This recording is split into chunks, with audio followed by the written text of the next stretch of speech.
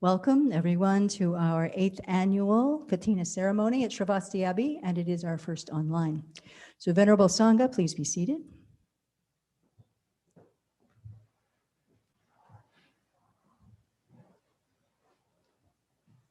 It's wonderful to see your faces on the screen here. And if you were here, of course, we would be welcoming you, we would have tea, we would be greeting, and then it would be time to come together and give a little bit of background about what this time is about. So the Kathina ceremony, as you may know, is widely celebrated in Southeast Asia. It's a time when the lay followers come to make offerings of the 4 requisites: food, clothing, medicine, and shelter. And they're doing that to replenish the Sangha's stores after the 3-month Varsa or rains retreat. As you know, at Sravasti Abbey, we do this as a snows retreat. And we are just not quite a month outside of completing that retreat. So in this ceremony, which goes back to the Buddha's time, the Sangha accepts these offerings and ceremonially, and the lay people ceremonially offer a robe of merit to the whole Sangha, which then selects a worthy monastic to receive it for the year. This year, our friends in Malaysia and Singapore, the Ong family and the Friends of Sravasti Abbey in both countries made a request to formally offer the robe. And they are here and will be making this presentation tonight. And I will say, because of your generosity, that is really why we're doing this online. So we're really happy to see you and to welcome everyone else from around the world too. I mean, it's amazing. How is it that through Zoom, we're able to have an international Kathina broadcast from little tiny town of Newport, Washington in the northeast corner of Washington state. So although we wish you could be here together in person, we're here together in spirit, and the Buddhas and Bodhisattvas are rejoicing in this gathering and everyone being here. So thank you so much for being here. To set the stage and to give us some background on the Kathina celebration and ceremony and where it comes from, Venerable Semke will tell us a little bit more about it.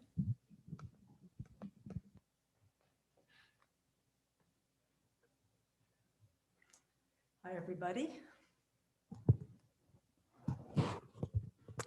Now, there are a number of slight versions to this story, but I found one that really touched my heart. So that is what I'm going to share tonight.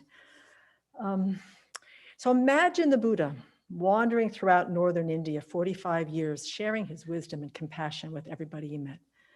He wasn't interested in your caste. He wasn't interested in what you looked like, how much money you had, who you were, what your livelihood was. He shared his love and compassion with everybody. And as people were inspired by his words of wisdom, some wished to follow his example and live the renunciate life of a monk and a nun. So he would say, "Come bhikkhu, come bhikshuni." So we have to remember that in India, that for 3 months in the summer, where they normally gathered, there is a monsoon season where it rains apparently like you've never seen. It like rains in sheets for weeks and weeks. Wonderful for the rice paddies, not so great for the humans and the animals. And as the number of the monastics grew, the Buddha realized that hundreds of monastics traveling on foot through the sodden countryside could possibly damage the crops and harm living beings. And the Buddha was always sensitive to the Sangha's possible impact on the laity's livelihood, as well as the environment. So the Buddha instructed that the Sangha would not travel during the monsoon season, but spend the rainy season together in meditation and study. That is what came to be called Varsa, which literally means rains retreat. Now, during one of these monsoon times, there were 30 monks who wanted very much to spend the rains retreat with the Buddha, So they traveled together where he would be celebrating those 3 months at Shravasti. Unfortunately, the walk took longer than they expected, and the monsoon came on before they had reached the Buddha's summer dwelling. Being disappointed, but doing the best they can, working with their minds, they found a place to stay and meditated and studied for that time. But as soon as the 3 months of monsoon was over, they hurried out looking for the Buddha. So but the roads, once again, after 3 months of rain, they're thick with mud. The skies are still drizzling and the trees are just dripping water. So by the time they reach the Buddha, they are in quite a state. They're filthy, they're smelly, they're muddy, their robes are just hanging on their bodies. And they sat some distance from him because they felt somewhat embarrassed and uncomfortable wearing these wet, dirty robes in the presence of their beloved teacher. But the Buddha, in his beautiful heart, he greeted them very warmly, and he asked him how the retreat had gone. And of course, the first thing he's going to ask any of his Sangha is, did you live together harmoniously? And did you have enough food? And the bhikshu said yes on both counts. At this point, it has to be explained that it wasn't easy for monks and nuns to get new robes, because under the rules of the Vinaya, you are not permitted to buy cloth, you're not permitted to ask anybody for cloth, not even to hint that you might need some cloth. It could be offered, but because the cloth was very expensive back then, woven on looms, that it's not like mass production or anything like that, so it's expensive and hard to come by. So their robes were made from what they called pure cloth, meaning that nobody else wanted it.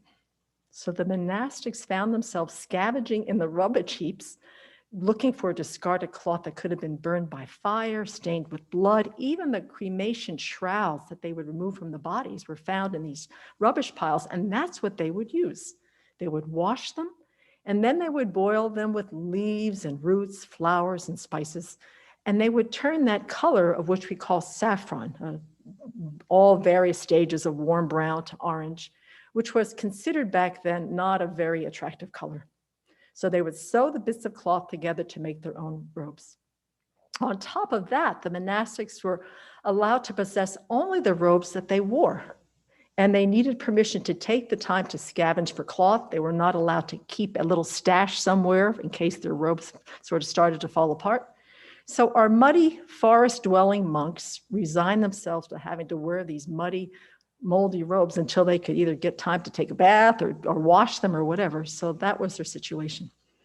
But because the Buddha saw, first of all, they had lived in harmony, they had practiced and studied well, he saw how sincere and dedicated they were, and that he felt a lot of compassion for them. So he had had a lay person offer him some cloth, and what he did is he gave the cloth to the monks to make a new robe for the one in the group that needed it the most. And then the Buddha, from then on, established a procedure for giving and receiving cloth to make robes. So in the month following the Varsa, gifts of cloth can be given to the Sangha, as Venerable Chini said, or monastic community, but they're not given to individual monastics, they're given to the community as a whole, and then the cloth is used to sew a robe for whoever in the community needs it the most. And in those days, making a robe required spreading it on a frame, which was called a Kathina. The word literally means hard, and it also connotes stability and durability. So Kathina is not just about the frame that the robe was sewn on, but it also symbolized a firm commitment to monastic life. And in the same way, all offerings to the Sangha food supplies are offered to the whole community, and they are shared. Now, the Buddha guided monastics to keep ethical conduct, to live simply, to practice and study together as a community. And that's where he dwelled for a lot of his life, was with his Sangha. And his guidelines for living that life are now found in what we call the Pratimoksha Sutra.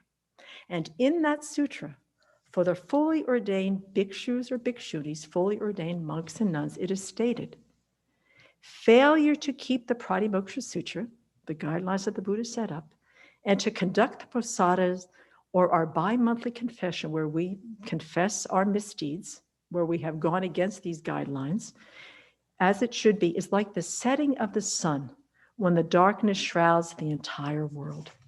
So the Buddha really set forth by example how to live as a monastic with great joy, with his Sangha. And that's what we try to do here at the Abbey, is to hold true the precepts that are found in the Pratimoksha Sutra and to live and follow them as best as we can. Now, the Abbey has a fully ordained Bhikshuni Sangha, fully ordained nuns, so we can perform the Varsa along with two other very, very special rites. And we call the Varsa, once again, as Venerable Chuni said, even though it's called the Rains Retreat, we call it the Snows Retreat because winter is the best time for us to stay, sort of hunker down, to not be out and about, which the Buddha also allowed these changes in times of the year, depending on your climate conditions. So the Kathina ceremony follows the completion of the Varsa, which is a very focused, intense period of intense study and practice for those of us here. And it's springtime. So it's sort of the celebration, but the completion of a very significant part of our monastic life. So here at the Abbey, it is also a chance to show immense gratitude to our lay friends, who you are part of the fourfold assembly. So the fourfold assembly has fully ordained monks, fully ordained nuns, male and female lay practitioners. And the Buddha said together, this fourfold assembly is needed in the world to help sustain and preserve the Dharma. And without your care and support, the Abbey community would not be here, and we would not be able to fulfill our part of the fourfold assembly. So this is a celebration of gratitude to you. And in return, we do our best to repay your kindness and generosity in sustaining our lives by hearing, thinking, meditating on the Dharma, so we can really bring it into our hearts in a deep way and then be able to share it with you. So when Venerable set up the Abbey, believe it or not, 18 years ago, she was committed to following the Buddha's example of having this very interdependent relationship between the monastics who share the Dharma and the lay community who provide the requisites for them to sustain their lives. So here at the Abbey, we are committed to offer whatever Dharma wisdom and support we can through not only this pandemic, but beyond. And your offerings, your support and participation in the online programs, the teachings and meditation classes, my goodness, it has been absolutely unbelievable, your support and your practice. So may we commit to offer whatever Dharma wisdom and support we can, and may we continue to share the Dharma together virtually and hopefully in the near future, hopefully in person, so we can follow the Buddha's teachings to grow our love, compassion, and wisdom, and to become fully awakened in order to liberate all living beings without an exception. Thank you.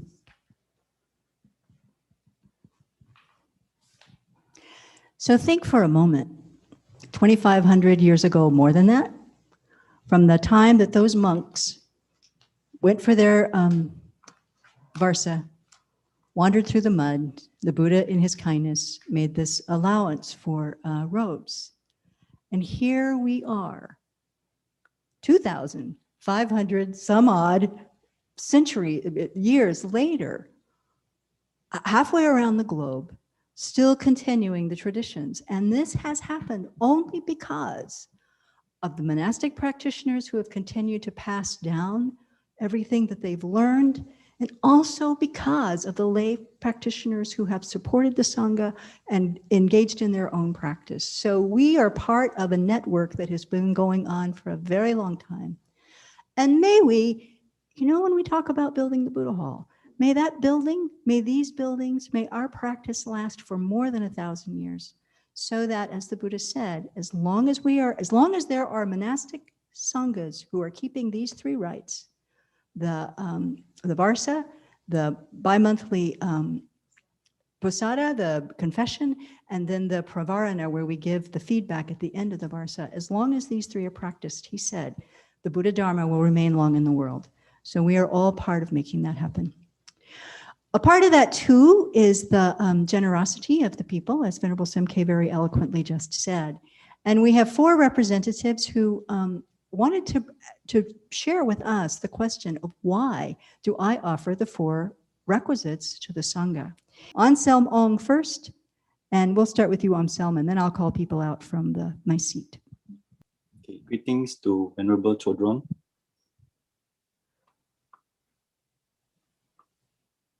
And everyone at Abbey. Hope everyone is well and happy Thank you for having me representing home family on this offering, the Kathina robe in this special day. I went through near 2 months of hospitalization due to infective endocarditis. My heart valve damaged and went through a heart valve replacement as well. At a young age, I would expect this least possible to happen on me. However, through this incident, I realized not only me that suffers, but many sentient beings. I wish to be well. I wish all people who suffer to be well too. I went through the heart valve operation and hope that I can enjoy it for sentient beings to lessen the pain for them. Kathina Day is a party of monastics and lay persons to join heart together, celebrating virtues, merit making, and rejoicing. It is a happy occasion where family comes together, celebrating virtues together with monastics. We rejoice of all merits created during retreat, kind moments and inspiring moments created by monastics. We would like to dedicate the merits to well-being of all people who suffer, whether they are sick or ill. May they be free. We continue to be kind to sentient beings. Sadhu, sadhu, sadhu. So Guan, are you ready?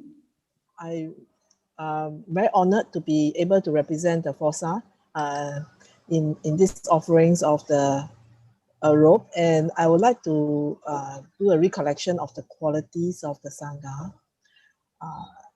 So the Sangha of the Blessed Ones, disciples who have practiced well. The Sangha of the Blessed Ones, disciples who have practiced straightforwardly. The Sangha of the Blessed Ones, disciples who have practiced methodically. The Sangha of the Blessed Ones, disciples who have practiced masterfully. That is the 4 pairs, the 8 types of noble ones. That is the Sangha of the Blessed Ones, disciple, worthy of gifts, worthy of hospitality, worthy of offerings, worthy of respect, the incomparable field of merit for the world. I worship most highly that Sangha. To that Sangha, I bow my head down. Thank you, Venerable.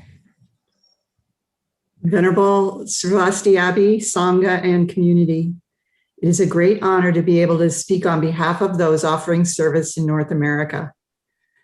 We offer service out of a deep love and respect for the Sangha, the path, and the community.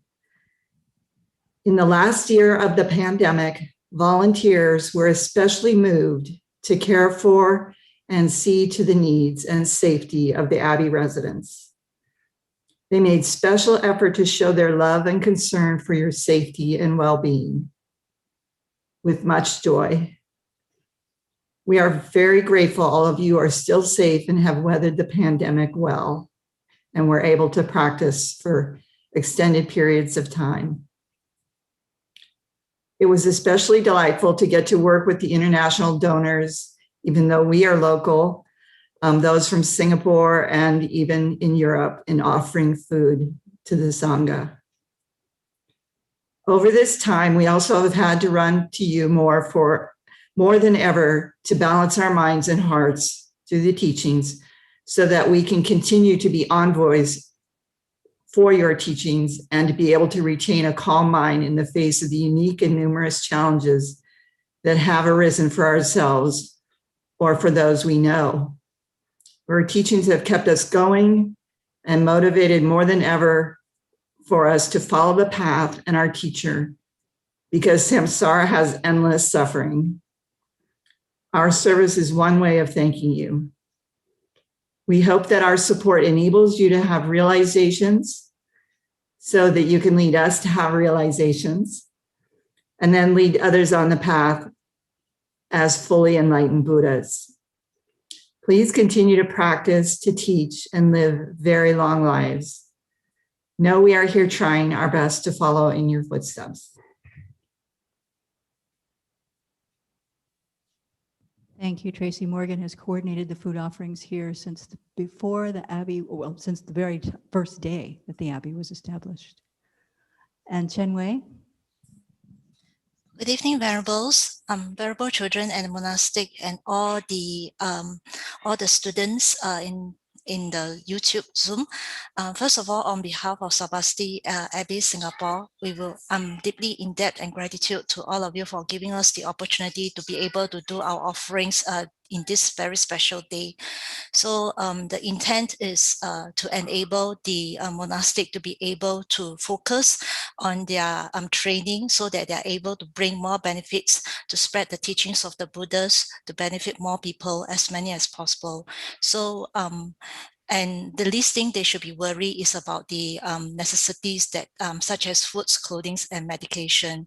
So as what I recall from Venerable, that her intent is to create peace in a chaotic world, where we hope that by doing these offerings to the monastic, we are in depth very gratitude to them, and may they continue to practice earnestly so that they're able to bring the benefit to more people and creating peace in their surrounding. With that, I thank you. With that, we thank you all. Thank you, Chen Wei, and for all of our friends. I was going to say all of our friends in Singapore, Malaysia, and Indonesia, and North America, but from all over the world, they're here. So thank you. So now we're going to do the formal rite. And I want to explain it just a little bit. The Kathina rite is in two parts. One is a public part, and then one is the private part where the bhikshunis will receive the robe of merit and share that with all the other nuns and the merit of all the nuns. The formal part, or the public part, is what we'll do tonight. Through the miraculous power of Zoom, the robe will be offered from, I think, Singapore, maybe Malaysia. I'm not sure who's holding the robe offering up. But a live person here, Angela Yang, will be our surrogate. So what you will see and hear is that the community here will do the monastic part of the rite. The layperson's voices will come from our friends in Singapore, and the actual presentation of the robe will come from Angela here on the screen. It's, it's not Disney, but it'll work. So Venerable Sompton will lead us through the formal rite. She will be our chant leader this evening. So everyone will please stand.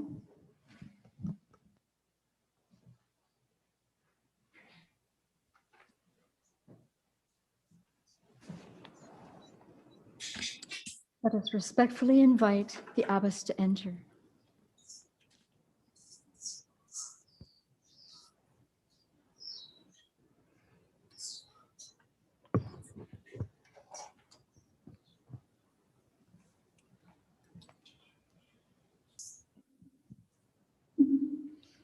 When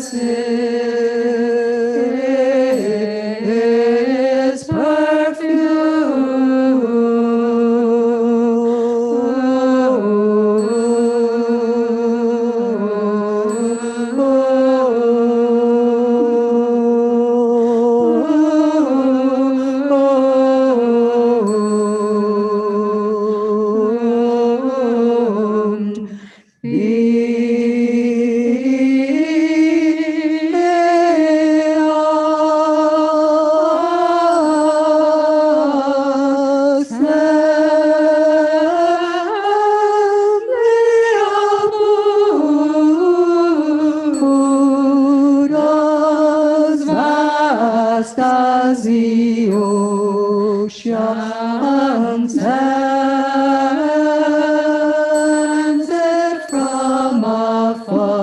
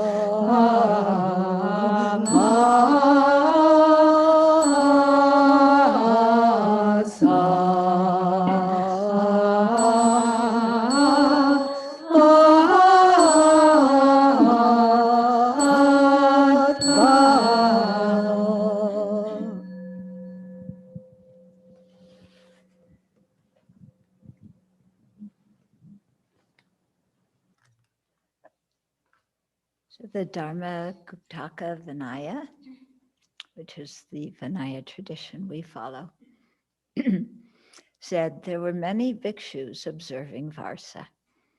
After giving the pravarana on the 15th, they went to see the Buddha on the 16th. It rained on the way. Their clothes became wet, their outer robes grew heavy, and they were exhausted. The Buddha said to the bhikshus, there are 4 matters that should be carried out at the end of Varsa. 1, give the pravarana. 2, dissolve the existing territory. 3, establish the new territory. And 4, receive the robe of merit. After receiving the robe of merit, the Sangha obtains 5 privileges. What can be received as a robe of merit?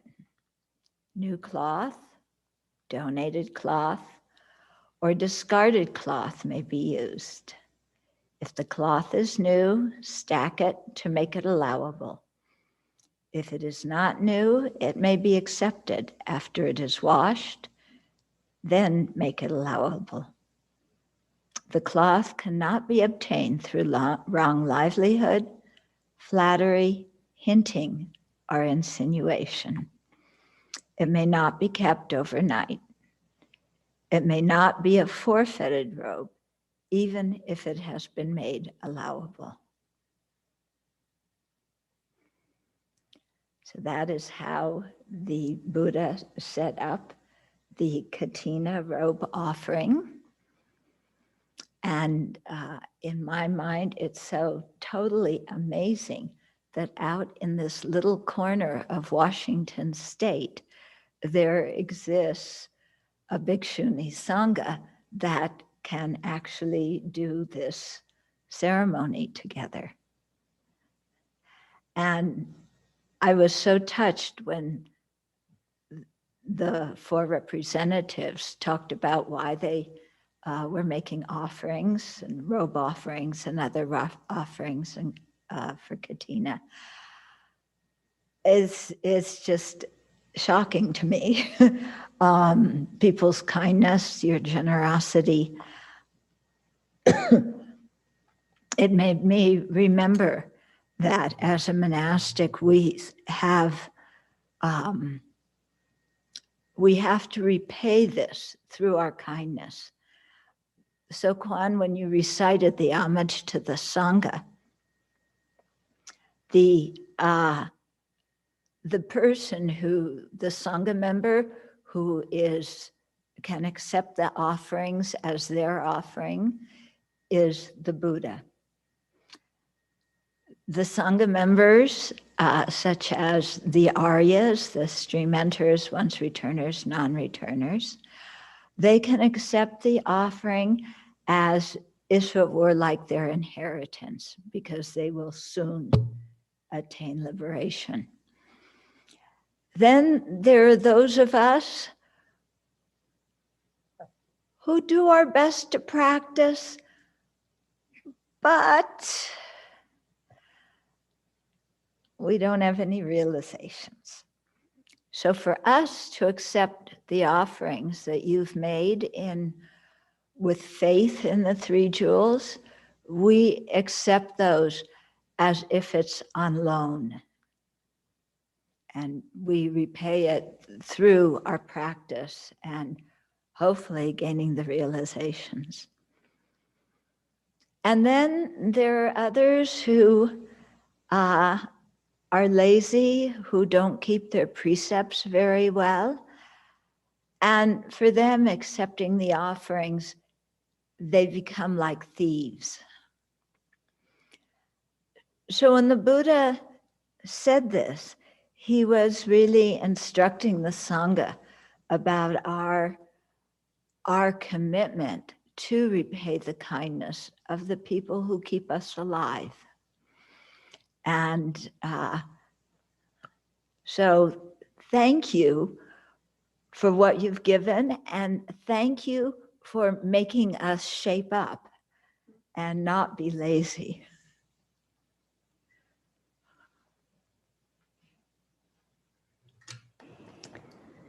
The donors may now bow to the Buddha 3 times and then go to the abbess.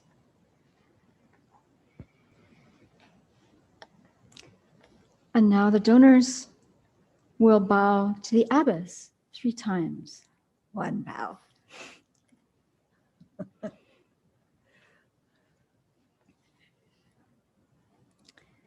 The donor may now kneel and offer the robe to the abbess. Venerables, we present this robe together with all the requisites Requisites to the Sangha. Sangha.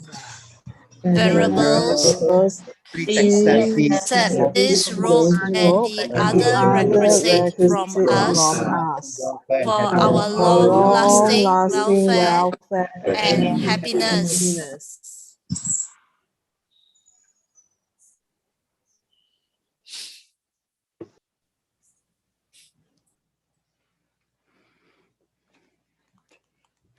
Those who are wise, generous, and free from selfishness give at appropriate times.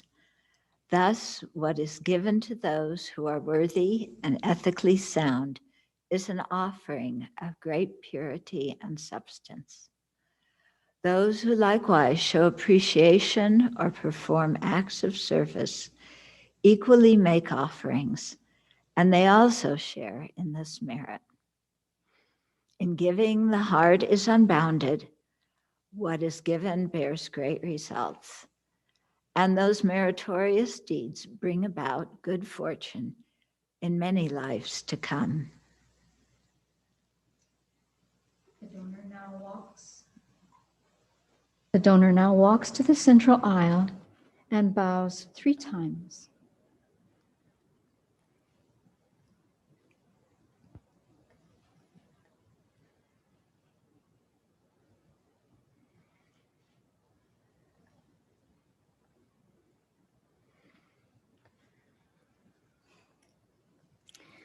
This ends this portion of the virtual Kathina. We respectfully invite the abbess to return to her seat. Would the abbess like to speak first? Yes, I'd like to say something more. Please forgive me, I'm just following the script. Okay, so in the part that I just recited, it talked about making material offerings, but it also talked about making offerings of service. And many of you who I see on the screen, your offerings have been offerings of service in terms of helping us to be able to spread the Dharma, be able to put teachings on the web, editing written materials, coming here and helping us in the forest or in many other activities here. So some of you, your offering services is your offering. Some of you, your material offerings are your offering. But they also talk about a third kind of offering that is the one that is most important. And that's the offering of our practice. And so it's not just for the monastics to practice to repay your kindness, but it's also for you to practice so that you can experience the benefit and the joy that comes from the Buddha's teachings. So all of us here request you to practice well and to keep the 5 lay precepts well.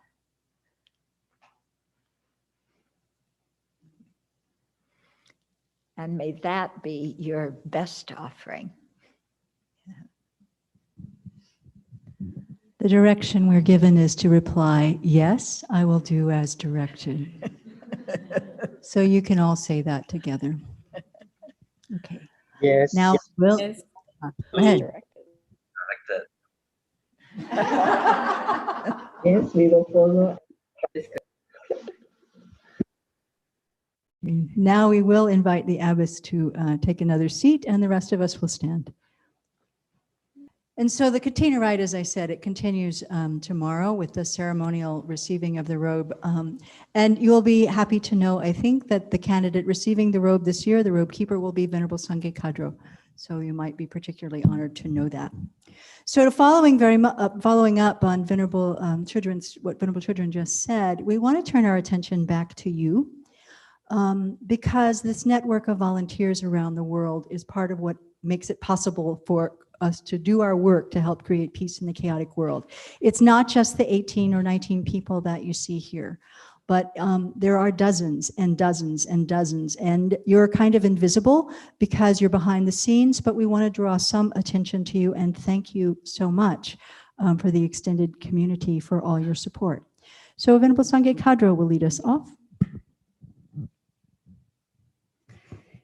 We express deep gratitude and thousands of thanks to all the people who organize teachings, which are normally given here in person, but over the past year have been given online. And these have benefited many people around the world.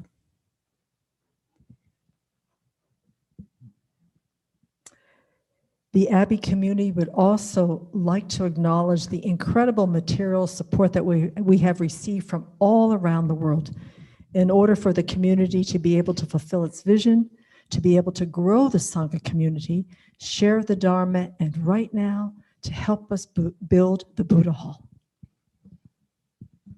We acknowledge the hours and hours of support offered by our online volunteers, the video editors, our website volunteers, and all the support we receive for the retreat from afar. We want to thank all of those who helped the Abbey spread the Dharma, especially to the people in prisons across this country so that they can get the support of the Dharma while they're in prison. We're so very grateful to the SAFE facilitators who invest a lot of time and effort and dedication to making this whole program work, and the time that you invest is just invaluable to the participants. So thank you. It is my privilege to acknowledge all the people who are involved in feeding the Sangha. You're shopping for the Sangha, delivering the food, and supporting the food fund. Your generosity is greatly appreciated. We are very thankful to all the volunteers who came to take the recycling and garbage and bring them to the recycling places, to support us in honoring our commitment to reduce, reuse, and recycle. And thank you too to all those who offer your amazing design skills for the web, for graphics, for layouts for our books, and also people who write for the Abbey and keep our social media pages going so that we're able to connect with the world, even in this time of COVID.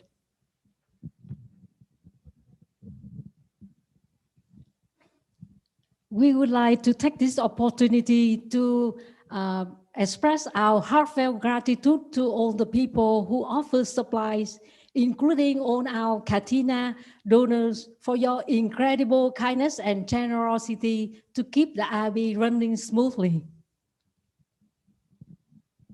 And countless thanks to all the intrepid gardeners and forest lovers who made their way up to the Abbey, masked and ready to go to work, to help us cut and stack firewood and mow our 6 miles of trails and beautify our gardens. Thank you so much.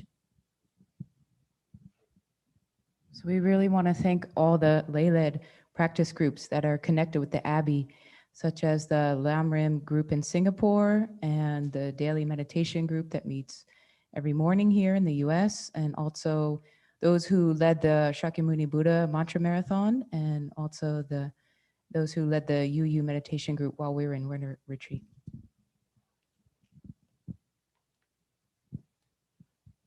We also want to thank all the volunteers who have offered your specialty skills in a variety of ways of keeping us healthy, of designing Dharma books, and many unique talents that you've shared to help us spread the Dharma and to sustain the world. And folks, for everything else that volunteers from around the world have done, supporting the Abbey and helping us create peace in a chaotic world. And that will include all the financial and administrative volunteers who do the bookkeeping, the accounting, the keeping us legal behind the scenes, who work so hard to do that. Thank you so much. So if you were here, and all those of you who have been here know this, that when you come up and bring a food offering, we have a ceremony that we exchange the food. You make the offering, the group recites a few things, and then we receive that offering with gratitude as a community. So in appreciation for your Kathina support, in appreciation for your practice, in appreciation for all of your support in every way, we're going to do our part of the recitation. And I think we can do it all on this one mic. Venerable, come to the center, please. Okay. Your generosity is inspiring, and we are humbled by your faith in the three jewels. We will endeavor to keep our precepts as best as we can, to live simply, to cultivate equanimity, love, compassion, and joy, and to realize the ultimate nature, so that we can repay your kindness in sustaining our lives. Although we are not perfect, we will do our best to be worthy of your offerings. Together, we will create peace in a chaotic world.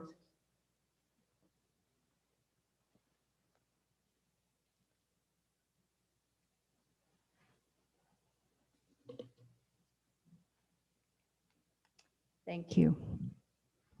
So everyone can sit down. We'll bring the chair back. And to integrate our experience, to bring us together in the final few moments, we've asked Venerable Sangye Kadro to lead us in a meditation that we will all do together, those here and those online.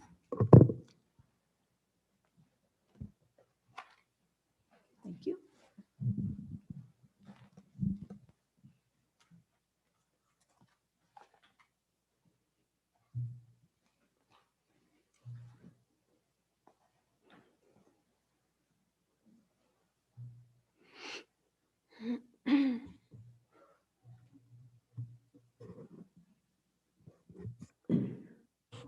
So after all that activity and excitement, let's take a few minutes to settle down our bodies and minds.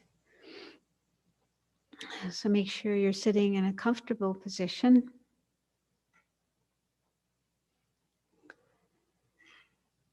With your breath flowing in and out in a natural rhythm.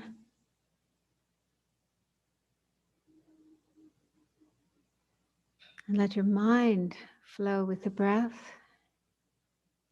Breathing in, breathing out. And in that way, let your mind settle down and be right here, right now, in the present moment and the present place, wherever you are.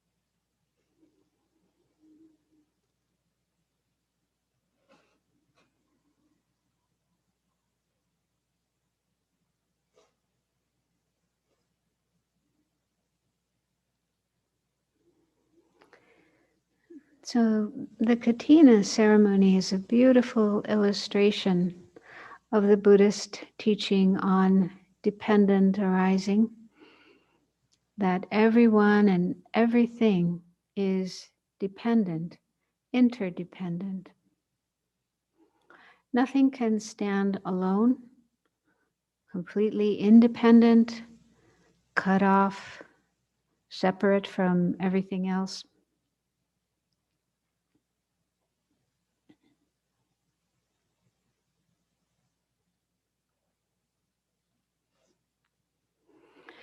And this is true for each of us, members of the 4 components of the Buddhist community. So monastics, nuns and monks who choose to live a simple life in order to focus on spiritual study and practice are dependent on the kindness and generosity of lay women and lay men who take care of our needs, such as food, clothing, medicine, everyday supplies, and so forth.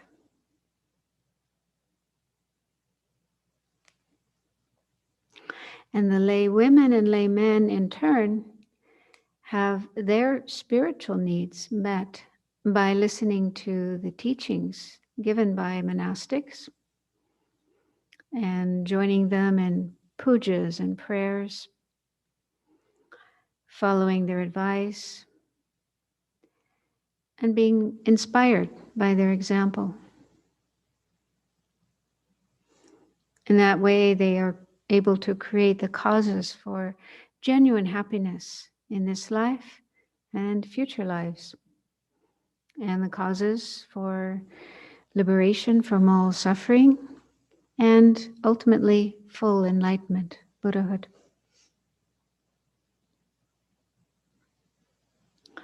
So each of us has something to give to the others, and each of us receives much benefit from the others.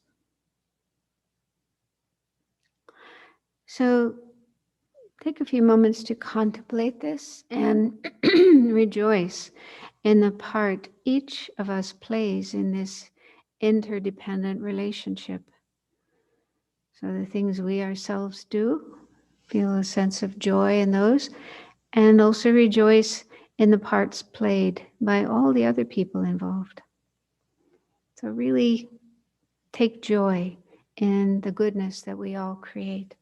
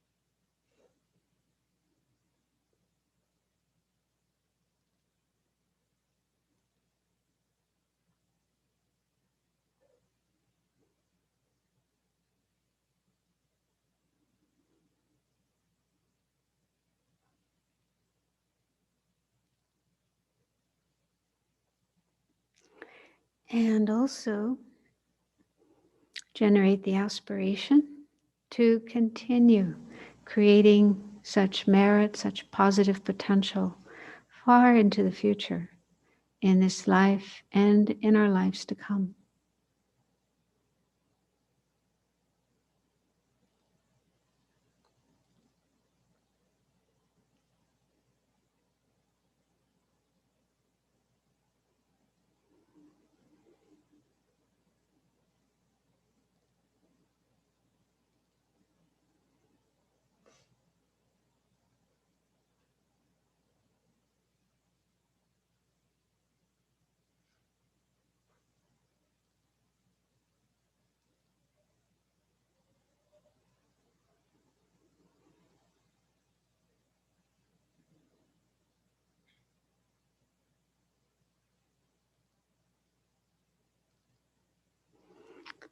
Okay, thank you.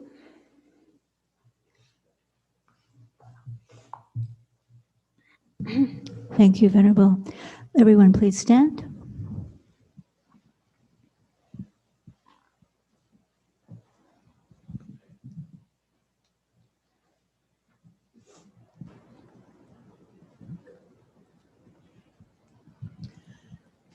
We'll end our ceremony tonight with the chant that we end our regular chanting with. It's also the chant that we end our posada with. It's refuge. It's the refuge. Yes, thank you. Venerable Jigme will lead us. And I want to say too, those of you who have practiced in the Chinese tradition will recognize these melodies. It's a great fortune as a part of our inheritance, actually, as practitioners in both the Tibetan tradition, but also following the Dharmaguptaka, the Nyaya tradition that comes to us through the Chinese tradition. We've been able to incorporate these beautiful melodies that have been chanted for who knows how long. And to do them in English. So it's a part of what you are contributing to in establishing the Dharma in the West is bringing this fusion of sentiment, melody, and language together. The Venerable Jigme will lead us in this one. Face the Buddha.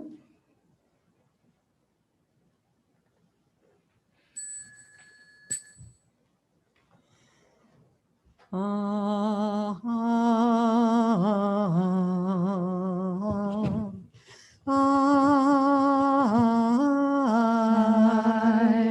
take refuge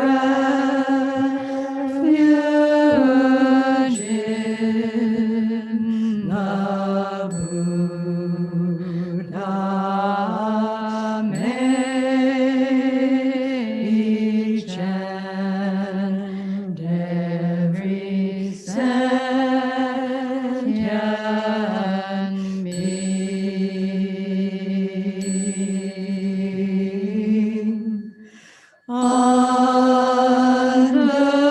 understand the great way profoundly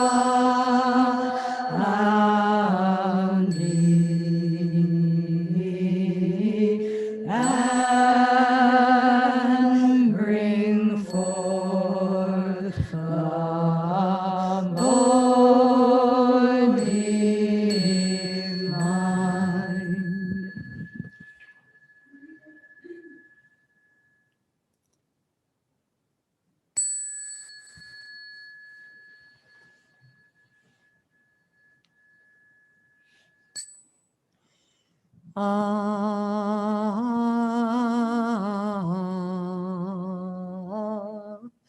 I take refuge in the Dharma. May each and every sentient being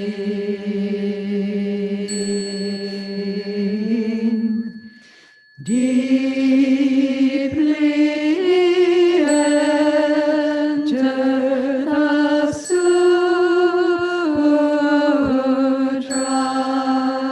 treasury and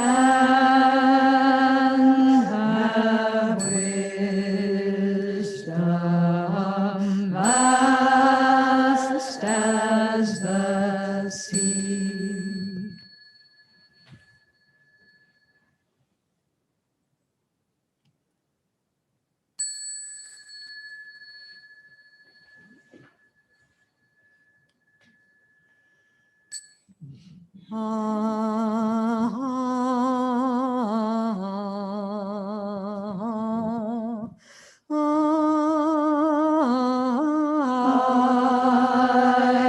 I take refuge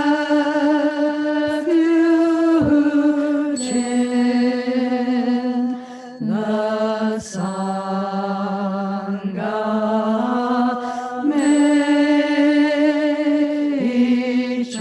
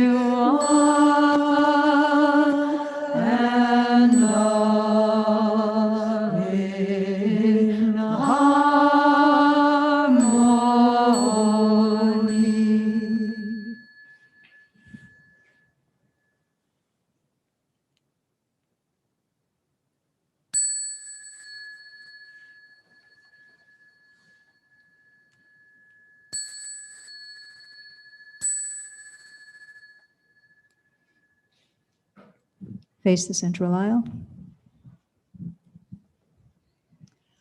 And so, let's rejoice in all the merit generated. May it be dedicated for world peace. May it be dedicated for the continuation of the Buddha Dharma and for the Buddha Sangha and for the Fourfold Assembly for a long, long time to come. May each and every one of us fulfill our potential, develop our bodhicitta, cultivate our wisdom, and become fully awakened as soon as we possibly can to be able to benefit all living beings, to genuinely create peace in a chaotic world. So we'll close with our usual dedication verse. Venerable Jigme will lead.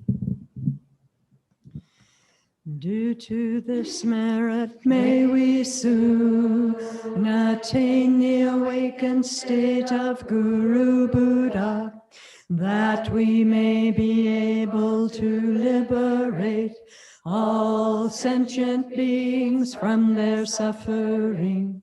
May the precious Bodhi mind, not yet born, arise and grow. May that born have no decline, but increase forevermore. In the snowy mountain pure land, you're the source of good and happiness. Powerful Tenzin Gyatso Chenrezi, may you stay until samsara ends. Thank you.